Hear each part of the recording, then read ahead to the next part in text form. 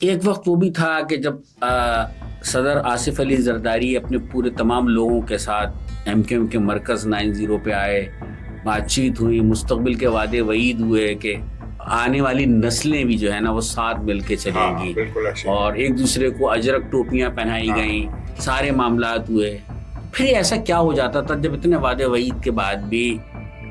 اور ہوا یہ کہ اس معاملات میں اس شہر نے بڑا سفر کیا ہے. دیکھیے بات یہ ہے کہ ہم فریق ثانی رہے ہیں ہمیشہ، ہم فریق اول نہیں رہے. اور جو وعدے پورے کرنے والی بات ہوتی تھی وہ ہمیشہ فریق اول کے ساتھ ہوتی تھی، کیونکہ وفاق میں اور صوبے میں حکمرانی ان کے پاس تھی اور ہم تو جو تھے فریق ثانی تھے. تو یہ سوال ہم سے بجائے فریق اول کے ساتھ ہونا چاہیے کہ جو آپ نے وعدے فرمائے وہ کبھی پورے کیوں نہیں ہوئے، اور کیا وجہ تھی کہ اتنا بڑا ایک جائنٹ لیپ لیا گیا.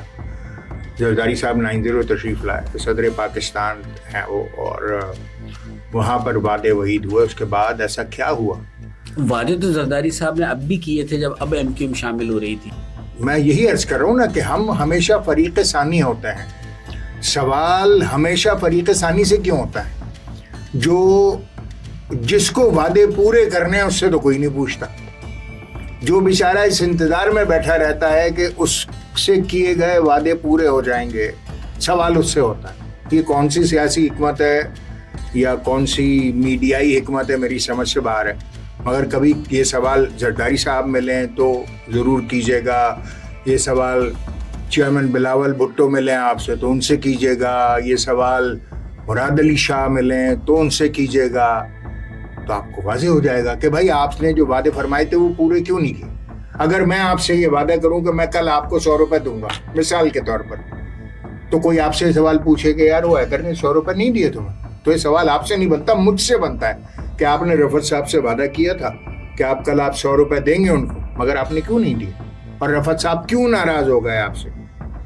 ناراض اس لیے ہوئے کہ وعدے ڈیلیور نہیں ہوئے، جو وعدہ کیا تھا وہ پورا نہیں ہوا. تیرے وعدے پر جیے ہم. تو یہ جان جھوٹ جانا کہ خوشی سے مر نہ جاتے، اگر اعتبار ہوتا